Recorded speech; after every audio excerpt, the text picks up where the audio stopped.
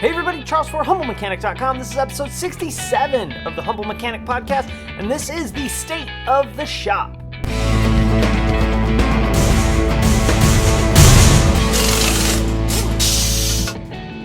So for those of you that are new to the show, first of all, welcome. And what is the state of the shop? Well, the state of the shop shows are where I talk about basically what's going on in the shop, some of the common repairs we're seeing, trends, recalls, updates, all that kind of cool stuff. Sort of like a modified version of Shop Shots, which is what I used to do when I did a lot more writing on the blog. And you know, I'll put a link to all of these Shop Shots blog posts on HumbleMechanic.com for you guys to check out. There's some pretty cool pictures on there. But before we get into the show, let's talk about the sponsor of the day, which is Rain Eater wiper blades. It doesn't really matter what kind of car you drive, you gotta have good wiper blades on your vehicle. They're one of the most important yet overlooked safety features on a car. And if you've ever driven in the snow with salt on the road, you know exactly what I'm talking about. Yet, oddly enough, a lot of people really do overlook replacing their wiper blades. They wait till the wiper blade's all dangly before they replace the blades. So don't get stuck with bad wiper blades. Check out raineater.com. And it's also one of the easiest DIYs that I think everybody could do on their own vehicle. And of course, I will put links in the show notes for you guys to check them out. All right, let's get into the show. So first and foremost, I've got a new role in the shop. I know I've talked about it a couple of times. I've sort of moved from a team leader, which is nothing more than a glorified line tech, to more of a supervisor / shop foreman role in the shop. A lot has changed. A lot is very much a similar version of what I was doing before. The biggest difference is that I actually had to move all of my stuff from the front of the shop to the back of the shop. So now if you come and visit me at work, I'm not in the front right when you look through the door. I'm all the way in the back by the big shop door, which has its pluses and minuses.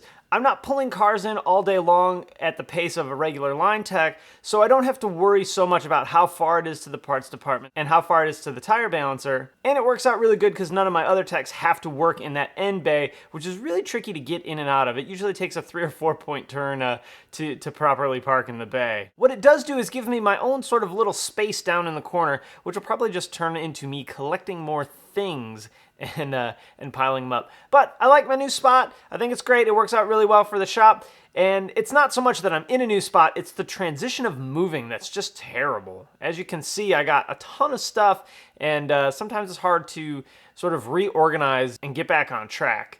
But it's also a really good opportunity to throw some of the stuff away that you may not need anymore. But if you're like me as a technician, you save every single thing you possibly can, because you know what? Someday someone's going to need that. Aside from the move, the role has been really good for me. It's definitely a shift in attitude and has helped me out a whole bunch. I think it's also helped a lot of the guys in the shop to know that if they get stuck on something, there's someone there to help them out, back them up, bail them out, and keep them from getting real log jammed up on a really tricky job. Today I spent an hour and a half or so dealing with Volkswagen Techline and filling out a transmission repair sheet for one of my guys.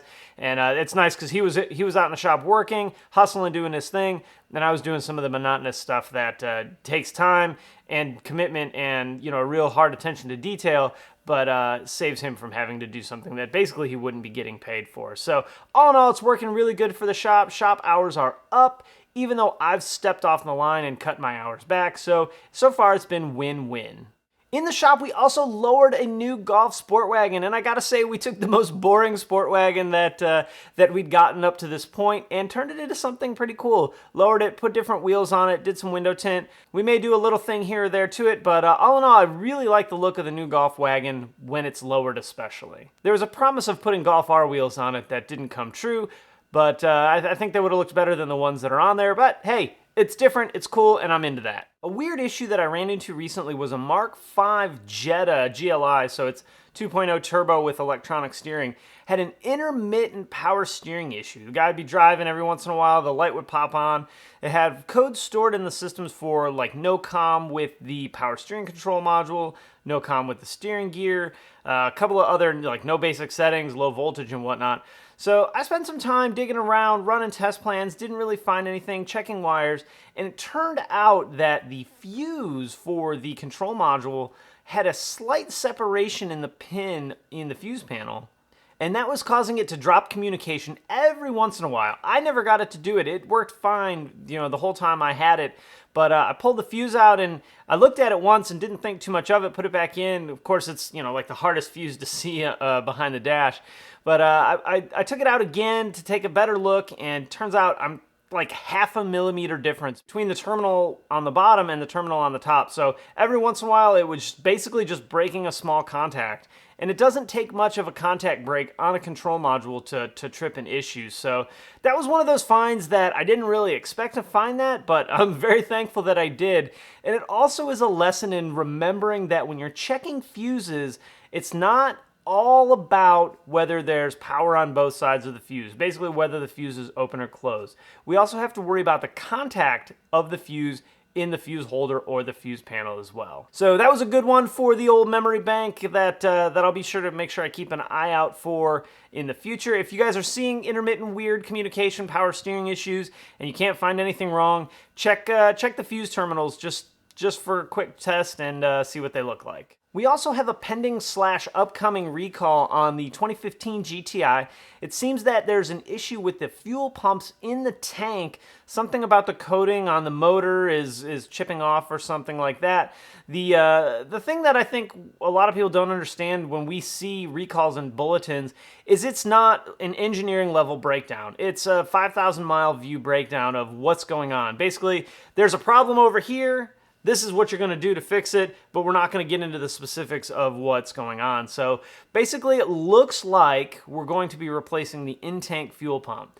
I say that it looks like because we don't have all the repair information. I don't have any parts available yet, so I don't know exactly what the part's going to entail. I also don't have a repair procedure, so we really just don't know. They're saying that the parts are going to be available sometime in June, which probably means more like sometime in July. So if you have a 2015 GTI, just keep your eyes open, your ears open. When I see the bulletin or recall, I'll make sure I post it and let you guys know, most likely on Facebook. So hey, if you don't subscribe to the Facebook page, now's a really good time for that. In addition to the recall on the 15 GTIs, we're actually on our 4th DSG box. I replaced one about a week and a half ago. It came in for intermittent, basically kicking out of gear. Had some faults for incorrect gear ratio for gear number 3. From what I understand, the failure comes in on a tone ring on the gear shaft itself. So every gear has a ring for the transmission to monitor the speed of that specific gear.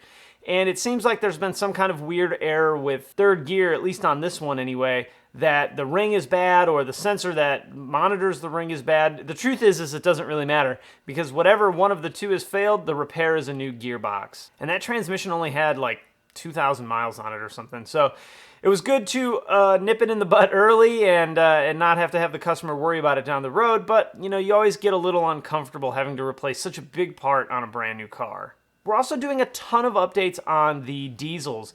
The first run of Common Rails has an update for some ECM strategy. The newest generation, Passat and Jetta, have an update for some kind of ECM strategy. Like I said a minute ago, they don't tell us exactly what all this stuff changes. It's basically, here's an update, do this update, have a nice day. Sometimes we get more information than that, but for the most part, we've updated the ECM software. There's a strategy change in this or that or nothing. Just go ahead and reflash it and send the car on down the road. There's also an update for the Passat diesel for a cold start turbocharger issue. It seems that it's reducing the potential boost capabilities at cold start in order for the vehicle to warm up and oil to circulate through the system. I guess that may be addressing some sort of, older turbocharger issues. I'm not 100% sure that that's what's going on. That's just kind of, you read the wording in the bulletin and you see what has happened to some Passat turbos and kind of put the two together. That doesn't officially come from Volkswagen. That's just sort of my interpretation from that. I also seen my first failure of a 1.8 turbo, the new generation EA888 engine, have a camshaft failure. The lobe for the high pressure fuel pump broke off. You can see here it looks like it just sheared right off. Odds are it was a metallurgy issue during production or something like that. The car got towed in, it either ran really poorly or didn't run at all. One of the other guys in the shop was working on it, I just happened to walk by and see it. So it's always interesting to see a car and a new generation engine have a failure like that.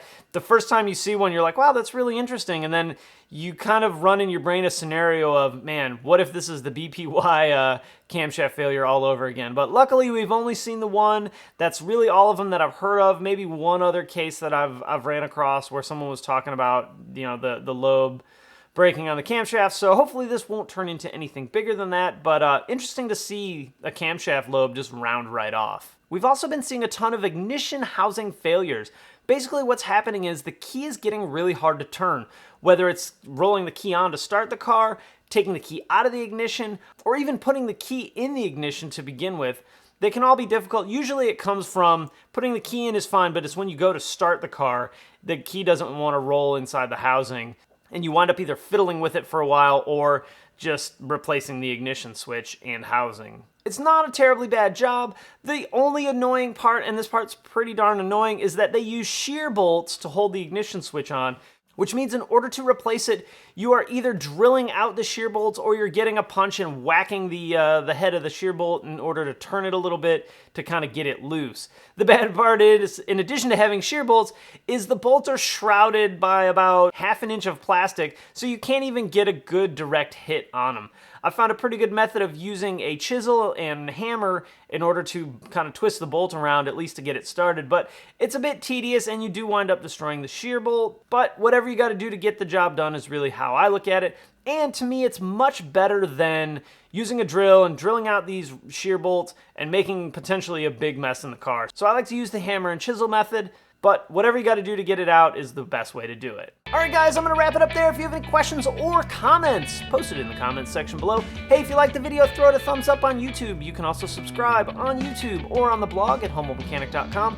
You can follow me on Facebook, Twitter, Instagram, and the blog, and obviously on YouTube. All right, guys, thanks for watching, and I will see you next time. My wife doesn't work at a beer store anymore, so we have to resort to gin and tonics or something else, or I got to buy my own beer. It's a crazy world we live in.